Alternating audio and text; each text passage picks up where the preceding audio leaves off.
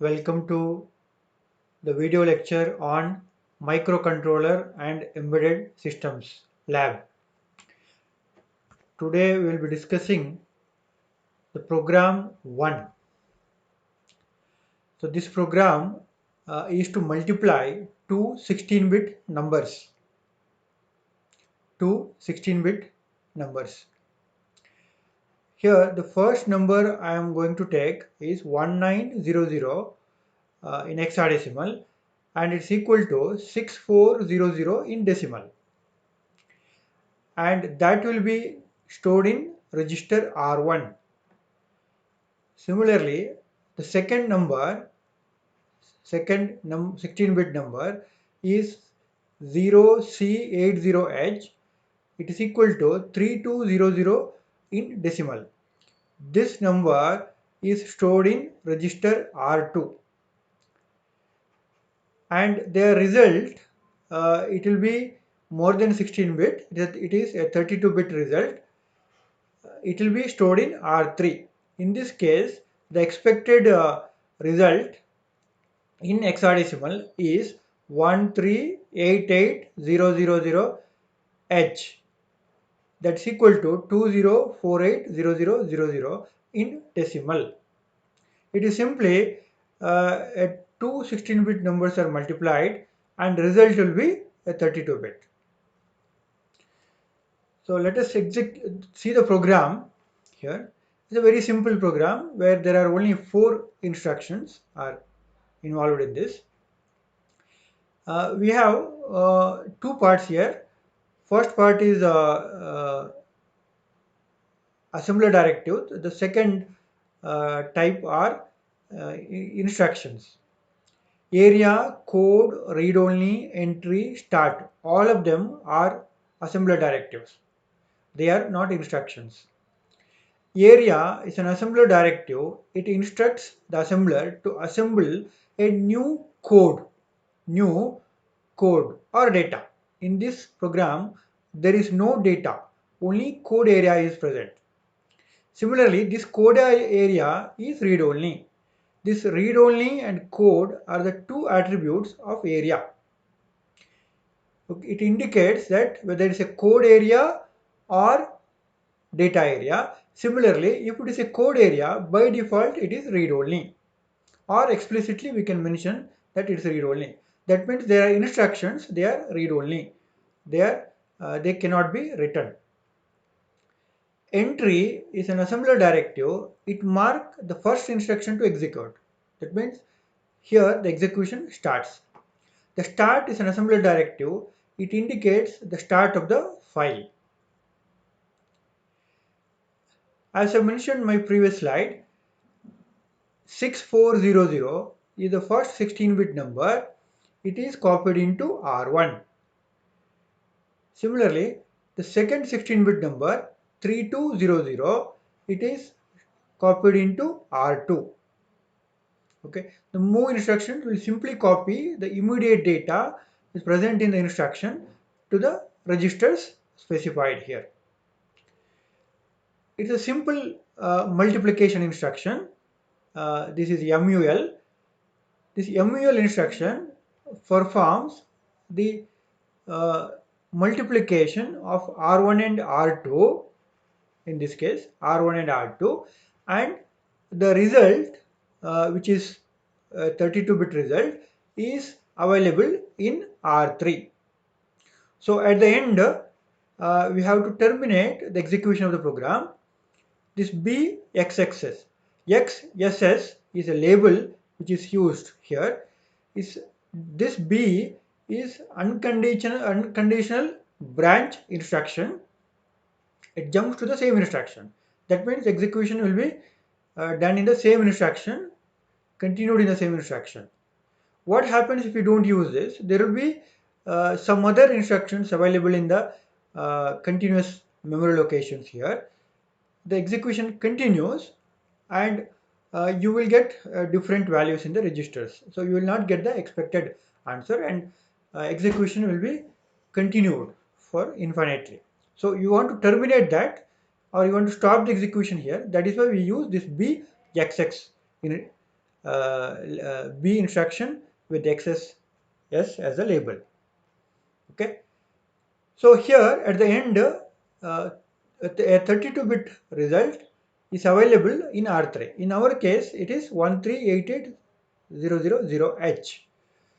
So let us see the execution using Thiel Microvision. So there is a folder which is created already in the desktop. I have already created. So we have to open a new Microvision project. Open new Microvision project. Okay. I will give some name here. That is program 1. Program 1 is the project name I am giving here. Save. Here I have to type the name of the ARM processor which I am using. So we are using here LPC2148. LPC2148. Select that and select OK here. Okay, you get a message here: copy startup.s to project folder and add file to project. Here you have to click on no. Here we have to click on no. Okay, so this is just creating the project. Next step is you have to create a file. Go to file, open new. Here you have to type the code. I have already typed. I am just copying here. Okay, then save the file. I'll give the name P1 with an extension .asm. Remember, the extension of the file should be .asm. Save. The file is saved. The next step is adding the file to your project. So here, right click on target. Okay, right click on source group 1. Right click on source group 1. You get an option called add existing files to group source group 1. Add. Click on that. Here you type your file name p1.asm. p1.asm. Add that file. So click on add here. Then close it. So now if you see here, your file is added into your source group. The next project, next step is to build a target. So build a target, click on project, click on build target. Okay, target is built. Here you can see at the bottom 0 errors, 1 warning. 0 errors, 1 warning. If at all some errors are there in your program, errors will be displayed here. How many errors are there? Okay, this is build target. You can also use this icon here, a small button which is present here, build target. Click on that. Okay, instead of going to project and pressing into build target, so you can use this button to build target. So this is the next step is debug. Click on debug, start debug session, click on OK.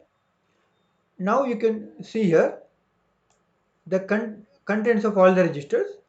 They are all zeros now because the program is not yet run. You have to run the code. You have to run this. You can see here, go to debug again, run. After running, stop debugging. Okay, first start debug, then run the code, then stop debug. So after stopping, you can see here the contents of the registers R1, R2, R3 all are updated. Since we have used only 3 registers here, R1, R2, R3, their contents you can see here. And content of program counter also updated. So as you can see here, the first number is in R1, 1900H. That is the hexadecimal equivalent of 6400. The second number is 0C80. That is the hexadecimal equivalent of 3200 decimal. Then their product is available in R3. Our expected product is this 1388000. So that is available in R3. So this is the result what we are expecting. You can execute this program and you can check the output. Okay. So this is about the program to multiply two 16-bit numbers and store a 32-bit result in a register. Or we can sometimes, if you want to store the result in memory location, that also we can do. You have to declare a memory location here, then move the content to that memory location using some other instructions. Okay. Thank you all.